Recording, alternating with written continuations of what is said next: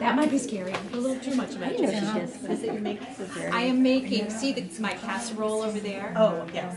Hi Deb. Oh, hi Mike. Hi David. I'm making the lid for a casserole.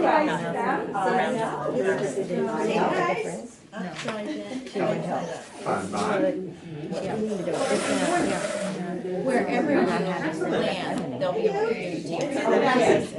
Hopefully you'll land here. You know? That would be nice. Are you from here? I'm from Colony. A lot of nice gals in the area. Every community, every community, we have a lovely hills. Right here, Yeah. She's got to be. So are you throwing upside down? Or I'm throwing upside down. This one was thrown upside down. Hi, Deb. This one was thrown upside down, and I left a lot of clay, and I trimmed the knob. So basically, what you do, and this one's gonna be easy for me because I don't have a measurement. So I'm going to go down just a tiny bit, an inch down, and then I'm going to open it up, and I'm going to leave enough clay on the bottom to make a knob. These kind of lids are wonderful for casseroles, like I said before, anything where you're going to cook a stew or baked beans, like bean pots and things of that sort. They have these kind of lids. And remember what I said about the little casserole over there that I made, that lid has a hole in it for the steam, which is really nice so that when you take it out of the oven and beans have been cooking in there for 4 hours and you try and get that lid off, if you do not have a hole in there, it'll be tough. So basically what we're going to do, I've got it halfway up. These ribs are fabulous for, remember when we had the black ribs and they would rip and tear at the edges? Mine would always get, you can use the same one of these for you. And I just take this, it gives you such a nice curve. Such a nice, gentle little curve. And I wouldn't really put a swirl in this. I want it pretty even. I mean, good. But I just want it to be very, very shallow. The edge is super important. What I do with this edge is I bring it up, round it, and then I'll put my finger on it and flatten it just a tad. And that flattening just really seems to make a nice seal for a casserole. It's just very, very minor. So, you know, that's enough, but I don't like it. I mean, it's enough, it's okay, it's adequate, but it just looks a little too much. Because all you want is when you're if you're making macaroni and cheese, let's say, and it's going to be in the oven, and and you don't want it to brown on top or whatever. The moisture from a flat lid just falls very, very differently than a slightly domed. And it's just very slight. That's all you want is very slight doming. It sounds minor, but it truly is important. I'm going to take maybe 5 minutes and dry this slowly, so if you want to take a break and get something to eat. So now we're all ready. So what I did, I threw this, and you saw how shallow it is. When I first started making these, I made the mistake of making them deeper. Deeper only makes the piece look awkward. If it's just a very, very shallow bowl, all you need is a very slight curve. Just like, think of quarter moon, or a moon that's just going over, just a tiny little bit. It will help you a lot if you just make it you don't want it flat, but you don't want this half circle on the inside.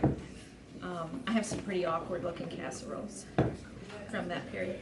So now on the outside, I want to think about, I'm going to try and trim a very small knob on here, which normally I would go ahead and throw a knob, and I want a large knob, because when this is hot, it's been baking in the oven, I'm gonna use a pot holder or an oven mitt, and so you really should have a very tall one. And normally I would put a small sponge underneath on the inside, but this one was shallow. That keeps it from falling down. Sometimes on a large piece, like on a platter or a plate, I'll put a towel under there. Wow. And just a small little tiny towel, and that will keep it just up enough that when you're trimming into that middle, it doesn't fall down. Okay, so but this one was just a little too much. So what I want to do here is I'm going to trim this just a little bit. I'm thinking about that inside curve.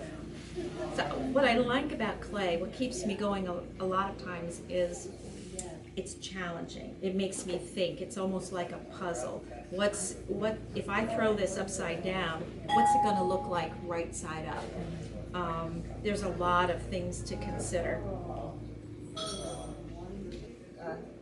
The tail and spray on it. Oh, I do okay. that sometimes. That's lovely. I can't remember.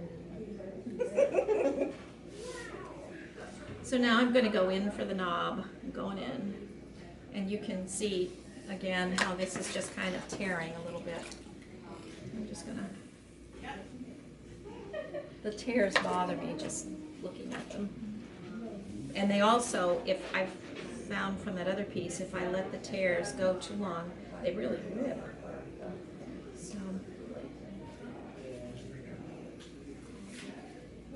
Is it okay to throw a knob on top of that, or would it not stick?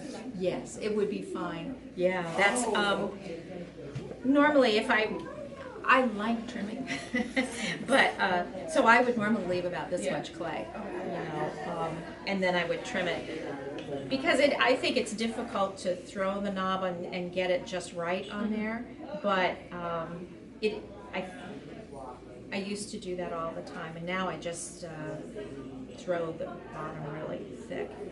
For me, I've always over the years tried to go a little thinner, a little thinner, a little thinner, but then you get to a point where for some things you have to throw thick.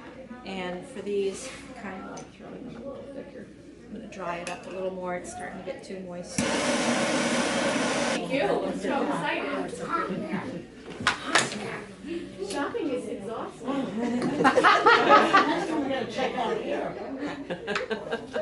Oh, it's unbearable in there.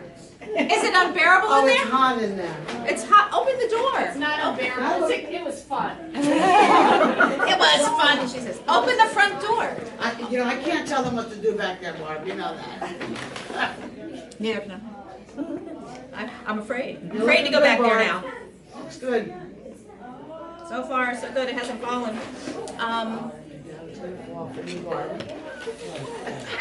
Mine would be a different story.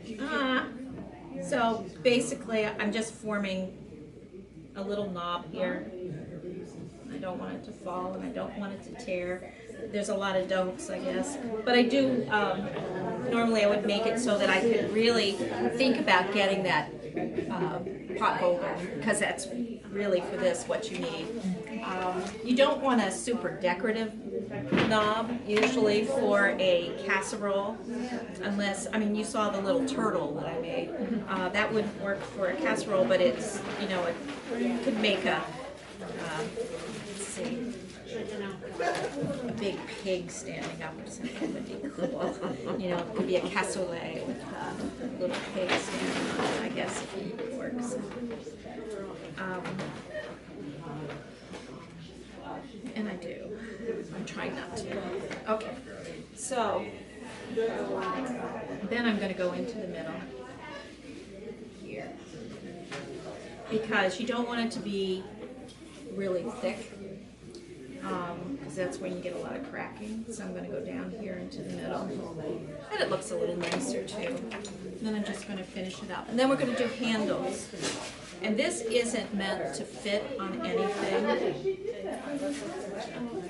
and it's kind of clunky and awkward, but